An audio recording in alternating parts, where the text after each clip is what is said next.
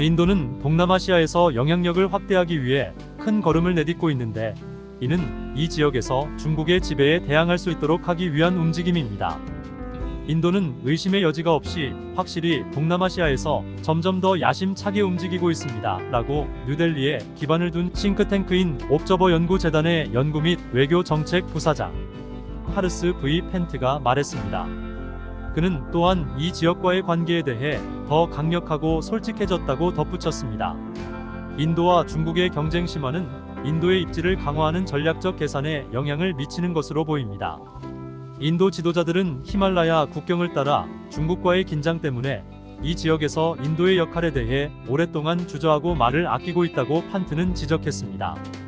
인도군에 따르면 2020년 최소 20명의 인도 군인이 사망한 중국군과의 국경 충돌 이후 관계가 불안해졌다고 합니다.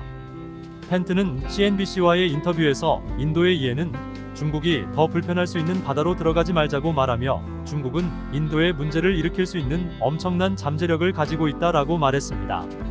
중국이 국경 문제에 대해 싹이 트지 않았기 때문에 인도는 이제 동남아시아에 대한 신중한 태도에 대한 실질적인 보답이 없다고 느낀다라고 그는 덧붙였습니다.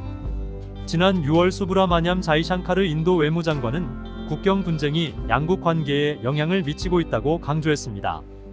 판트는 중국과 인도 관계가 어느 정도 정상적인 감각을 얻을 때까지 인도는 중국 주변부의 크고 작은 국가들과 관계를 강화하는 것 외에는 선택의 여지가 없습니다. 라고 펜트는 말했습니다. 최근 몇 달 동안 모디 총리 정부는 중국의 공격적인 행동의 균형을 맞추기 위해 지역 국가들에 대한 지원을 강화했습니다. 이러한 움직임은 인도와 동남아시아의 지속적이고 포괄적인 전략적 동반자 관계를 강화하는 것입니다. 지난 6월에 인도가 양국 간의 국방 관계가 증가하는 최근의 징후로 베트남에 해군 군함을 제공할 것이라고 발표했습니다. 인도는 베트남 공군의 전투기 조종사와 지상 승무원도 훈련시킵니다. 인도 해군 함정들은 끊임없이 베트남을 방문하고 있습니다. 베트남은 현재 인도로부터 초음속 미사일과 지대공 미사일을 구입할 계획이라고 국방 전략, 외교 정책, 안보 동맹을 전문으로 하는 나가오가 말했습니다. 인도의 룩 이스트 정책은 1991년에 시작되었습니다. 하지만 2014년 모디 총리가 정책을 액트 이스트로 전환했을 때 이 지역과 세계가 중국 해안에서 더 자주 그리고 더 멀리 힘을 과시하려는 다른 종류의 중국, 즉 시 주석의 중국을 다루고 있다는 것이 분명해졌습니다.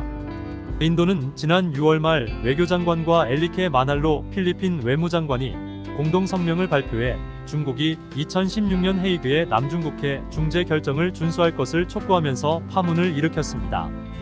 이 공동 성명은 인도가 이 지역의 경쟁적인 영토 주장에 대한 중립적인 자세에서 벗어나고 있다는 추측을 촉발시켰습니다. 헤이그에 있는 국제재판소는 남중국해 분쟁에 관한 판결에서 만장일치로 필리핀의 손을 들어주었습니다. 중국은 2016년 판결을 불법적이고 무효라고 설명하며 거부했습니다.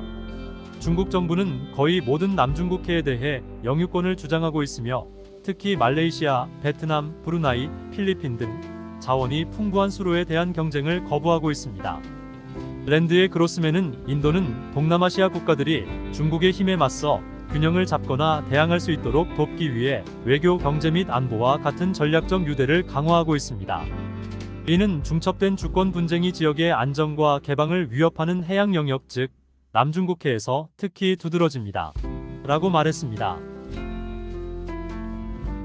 싱가포르 유소프 이샤크 연구소의 아이시스 아세안 연구센터 공동 조정자인 조앤린에 따르면 동남아시아에서 1대1로 이니셔티브를 통해 중국의 영향력이 확대되고 있는 것도 인도의 계산을 주도하고 있습니다. 결과적으로 인도의 안보, 특히 해양 안보를 보호하는 것이 중요할 것입니다. 이 지역의 대부분의 국가들은 아시아, 유럽, 중동 전역의 중동 전역의 도로, 철도, 해상 연결망을 통해 중국의 영향력을 확대하는 것을 목표로 하는 시 주석의 대표적인 정책 계획인 중국의 거대 인프라 프로젝트를 지지해 왔습니다. 관측통들은 중국의 보다 엄격한 외교 정책과 1대1로를 통해 발휘할 수 있는 정치적, 경제적 영향력이 결합되어 이 지역의 우려를 불러일으켰다고 지적합니다. 중국과 미국의 경쟁에 의해 정의되는 진화하는 국제 질서를 재조정하는 것은 동남아시아 국가들에게도 특히 어려운 일임이 입증되었습니다. 윌슨 센터의 연구원이자 주간 아세안 원크 뉴스레터의 설립자인 프라산트 파라메스와라는 지역 국가들이 인도가 자체적으로 강대국이기 때문에 인도에 관여하고 있다라고 지적했습니다. 그들은 인도를 중국을 중심으로 하거나 미중 경쟁에 의해 지배되는 것보다 더 다양한 질서를 형성하는 광범위한 전략의 중요한 부분으로 보고 있습니다. 아이시스 유소프 이샤크 인스티튜드의 아세안 스터디스 센터가 발표한 지역 조사에 따르면 인도의 위상은 러시아의 우크라이나와의 전쟁에서 중립적인 입장에도 불구하고 동남아시아 국가들 사이에서 크게 향상되었습니다.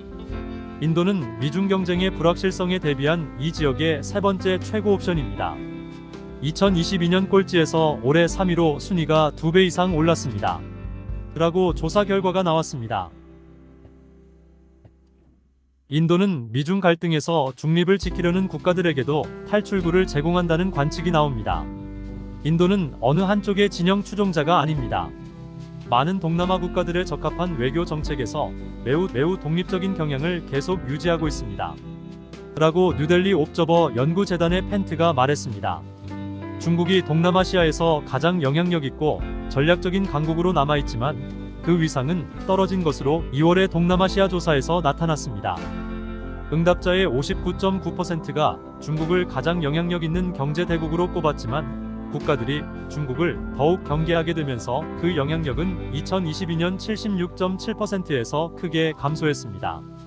랜드의 그로스맨은 중국을 불신하는 국가들인 필리핀, 베트남, 인도네시아, 싱가포르의 인도는 중국에 대항하는 데 도움이 되는 추가적인 파트너라고 지적했습니다. 그럼에도 불구하고 지역 관계를 심화시키려는 인도의 최근 움직임은 중국 지도자들에 의해 간과되지 않을 것이라고 분석가들은 지적했습니다. 아이시스의 리는 중국은 사태 추이에 대해 신중할 것이라고 말했습니다.